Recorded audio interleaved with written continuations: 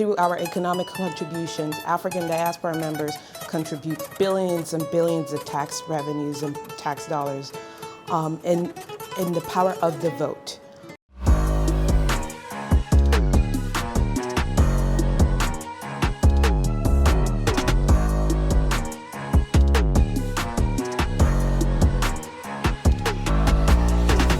It is estimated that there are over 2.5 million foreign-born Africans in America, with the majority of them being naturalized citizens who are eligible to vote. This represents a significant and potentially influential voting bloc, especially in key urban centers like Houston and New York City, where African populations are more concentrated.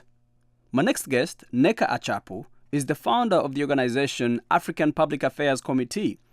She highlights for us the potential power of the African diaspora in shaping policy while advocating for issues such as immigration reform, healthcare access, and economic opportunities.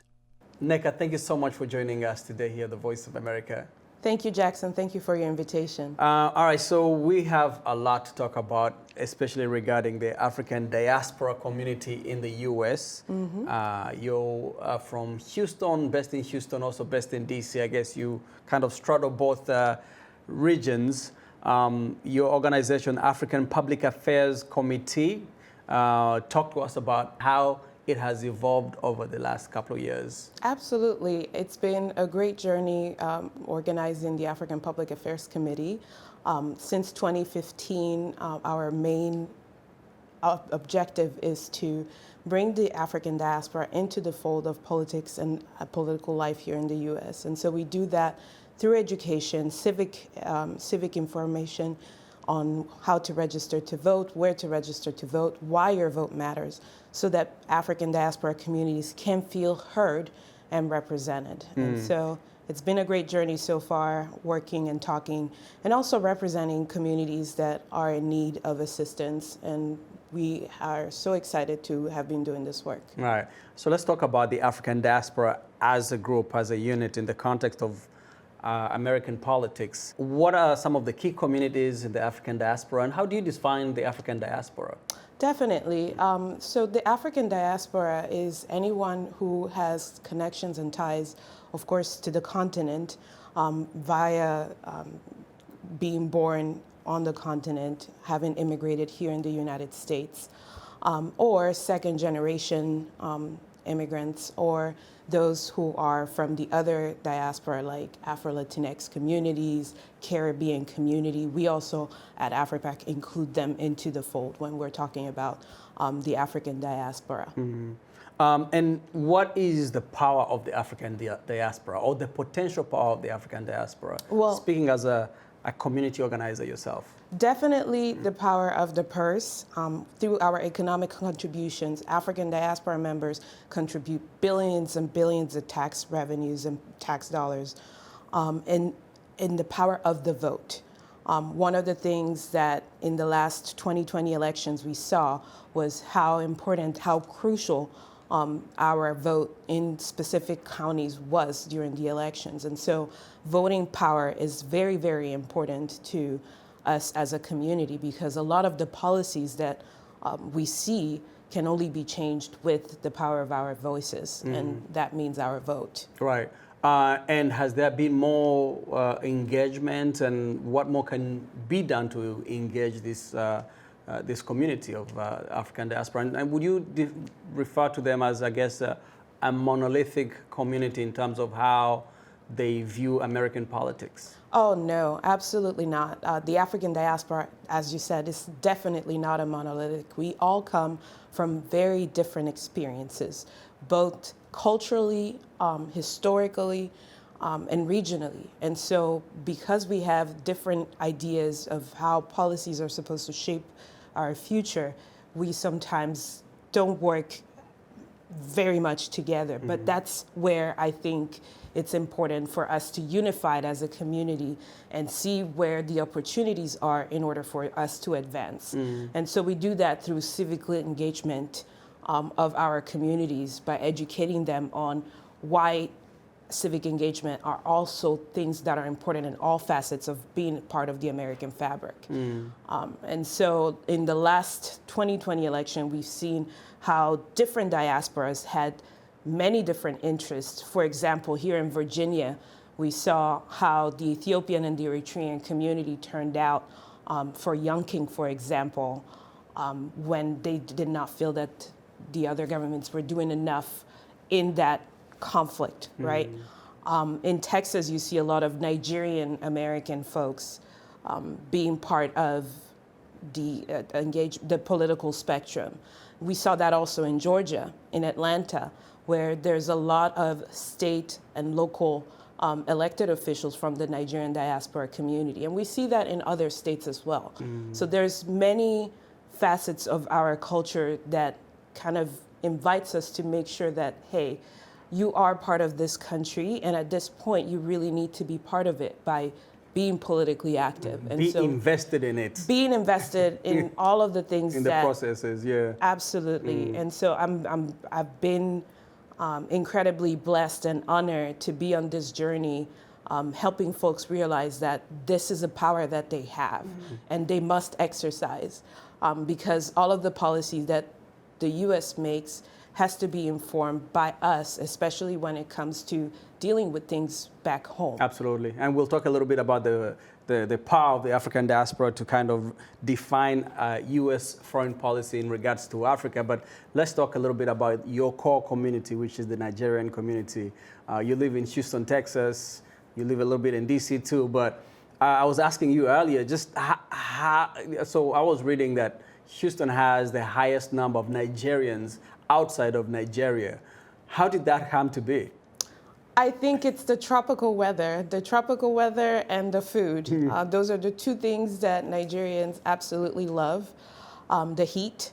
And Texas is such a welcoming state, especially for folks from the western part of Africa. And so the similarities, I think, is what brought most West Africans and Nigerians to Texas and places like Houston.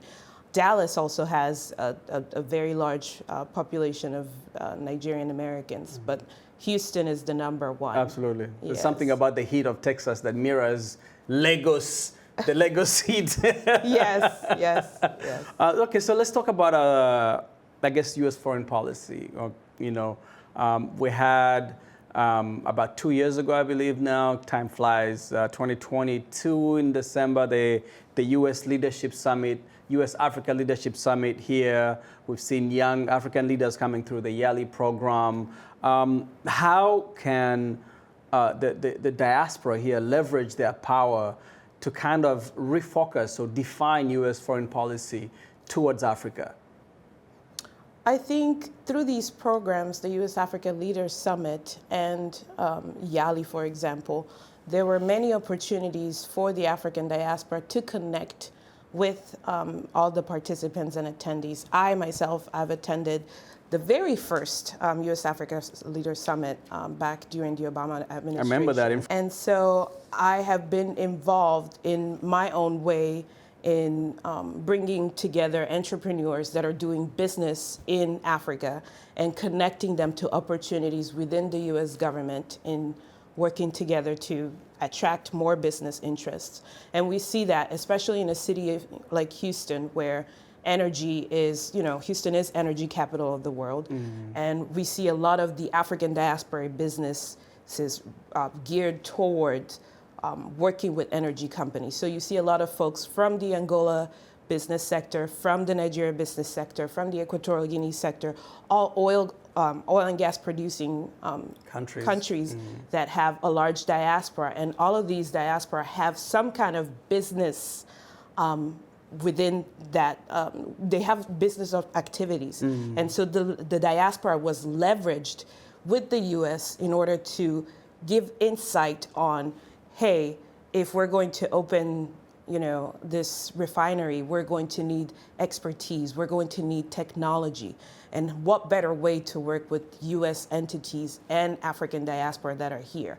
I think that's one of the differences that when we're talking about U.S.-Africa opportunities in the business sector, comparing ourselves to either China or Russia, is the fact that we have a vibrant, existing, business-minding diaspora that is already working and doing things in Africa. And all they need is a little push from the U.S. government to make sure that they succeed in all of these business plans. Now, for us that cover U.S.-Africa relationships and populations and communities, is one of the biggest complaints I've always had was that, the U.S. in terms of its foreign policy and engagement with Africa is that Africa seems to be lower on the totem pole. How can we raise or elevate Africa to be on top or higher on the totem pole of U.S. foreign policy? And how can the African diaspora community contribute to this effort? I think that the United States is realizing the importance of Africa and its future, given the fact that there is an interest in continuing to reach out to the African diaspora itself. The way I feel that we must continue to feed that appetite is to give opportunities to continue connecting. And so, like we had the U.S. Africa Leaders Summit, continuing that conversation, continuing the business conduit, giving a chance for African diaspora members to actually say, hey, we are here, we have these business opportunities, and this is what we need in order to make this a reality. We know that Africa is the future, and all we need is just for us to have an understanding on how to actually make it together so that these investments, not only as a community, but as a people, will start reflecting the continent. And so in order for all of that to happen, we have to have a strong voice. We have to have a strong sense of we are here, we are part of this fabric, and you have to rely on us in order to make things better. Acknowledge our existence, Exactly, I guess. exactly. And if you're not seeing it through the power of our vote, at least see it through our taxing and economic contribution. Yeah, absolutely, Yes. absolutely. So let's talk about the connection with the continent, the diaspora community's connection with the continent. I know some people come and get lost in this larger community, larger culture, but why is it important that we stay connected to the motherland, as some people, we call it, to the continent? Why is it important that we should stay educated on African issues, on things that are happening on the continent? It's our roots. Our roots are so important, and in order for our culture to continue thriving and surviving, we must be able to speak and celebrate it. Continue to, acknowledge our history and our existence, and just continue exchanging. We are becoming part of the U.S. Black population. We are part of the U.S. Black population, and so we need to have more recognition and collaboration. Absolutely. Before I let you go, I wanted to ask you what are some of the biggest challenges, in terms of getting more Africans engaged in the political processes here in the U.S.? I think people have an apathy toward politics because they do not understand or realize that they really affect them. I personally came a long way in understanding how immigration policy affected me directly or affected my family. Once I understood what was at stake, I realized that I needed to be politically active, politically engaged, and know exactly what is going on. We saw that during the previous administration where families were attacked, families were separated. Immigration is one of the biggest issues that faces Black families. Although it's rarely exposed as a Black issue, immigration is a Black issue. Right. And so, because when you talk about immigration in the U.S., it's usually people coming from the southern border, Spanish speaking country. Latin American communities. but we do have a lot of Africans that are coming and that the are border through too. the border too, Yeah. especially in Texas, in the border in California and San Diego. There are a lot of things that are happening, and if we're not in tune with what's going on, we will never be able to advocate. We are now able, with different organizations, to advocate for a temporary protective status, for asylum for specific people that are leaving or fleeing persecution. There's more that could be done, but if we're not letting our voices to be heard, nobody's going to consider us.